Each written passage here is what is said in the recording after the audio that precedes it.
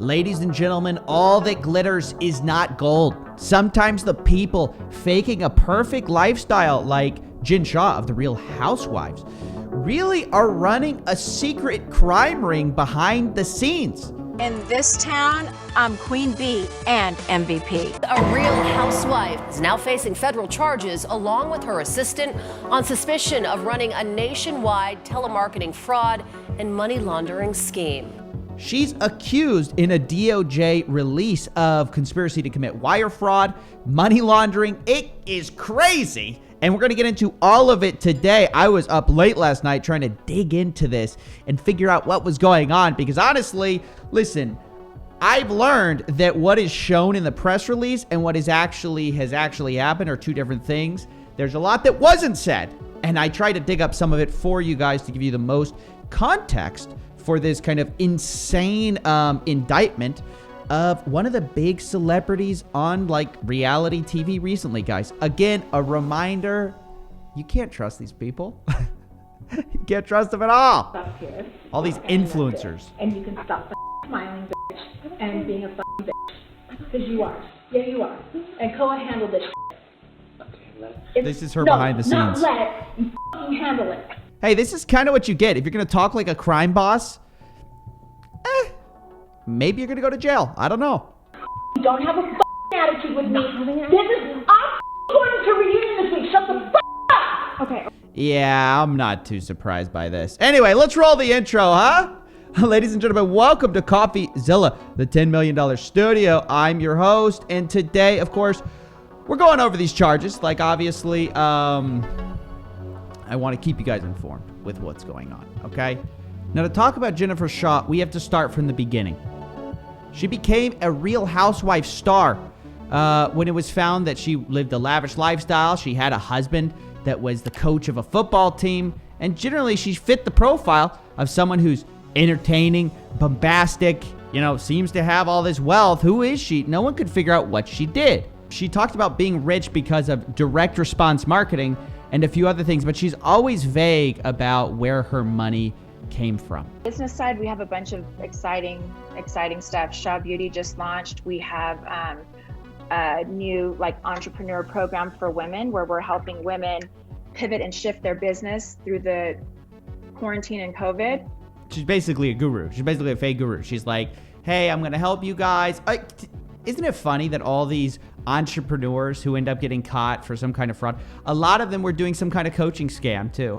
And we have a new product called Fix Your because of course Jen Shah would have a product called that.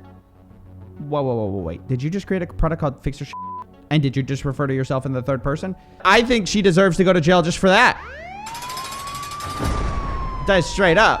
How can you say that? Listen, all in all these explanations for how she made her money, a beauty line, direct response marketing, some kind of business coaching thing, that wasn't how she made her money.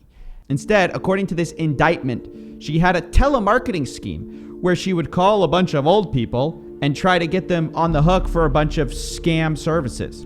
They say to perpetuate the business opportunity scheme, they sold alleged services purporting to make the management of victims' businesses more efficient or profitable. Geez, where have we heard that idea before? Including tax preparation and website design services, notwithstanding that many victims were elderly and did not own a computer. They're selling website design to people who don't own a computer.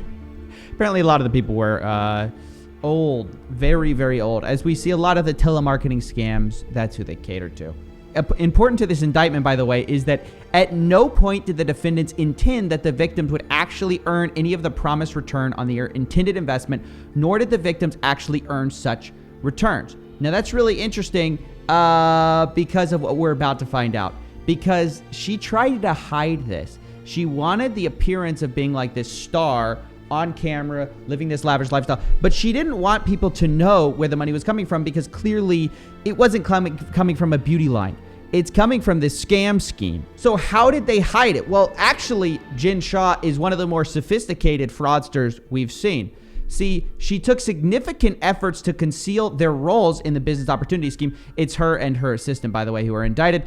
They incorporated their business entities using third-party names and instructed other participants to do the same, and used and directed others to use encrypted messaging apps to communicate with other participants. So listen, it's not like they didn't know they were committing fraud. That's the thing here. The fact that you're using a bunch of encrypted messaging apps, the fact that you're registering these businesses in third-party names, the fact that you're communicating with other participants and instructing them to send your share of certain fraud proceeds to offshore bank accounts. Hey, you know you're committing fraud. Hey, by the way, I just found this clip. Look at how she describes what she does, because she calls herself the Wizard of Oz, like behind the curtain that no one knows about. Knowing now what she did, it casts this in such a sinister light. Salt Lake City. So how do you live the life? You and your husband have such a lavish lifestyle. Where is all this money coming from? So it's Wow, funny this is because a crazy. lot of the ladies are like, oh my gosh, where does Jen get all her money? And I think part of it is like here in Utah, the ladies are like, oh my gosh, how does the brown girl and the black husband have all this money? Because that's, you know what I mean? They're like, that's No, don't bring race into it. No, it's just because your businesses aren't public. You're rich, but no one knows what you do. I own 3 different marketing companies, and What are we they called? do lead generation, data monetization. So it's customer acquisition. Yeah, customer I'm acquisition basically, for scams. the best way to describe it is I'm the Wizard of Oz.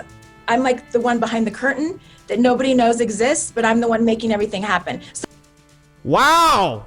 What? You can play that in court. Like literally, I bet you that will be played in court, by the way. I'm the person behind the curtain. Nobody sees me, but I'm the one making things happen. Jeez, dude. Bang the gavel. You're guilty.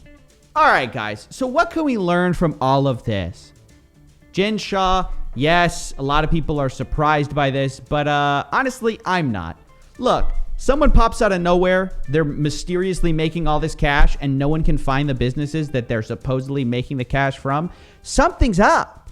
Of course it is. Somebody's living some lavish lifestyle on Instagram, and there's no explanation for how they made their money. Are we surprised when it comes out they're committing fraud?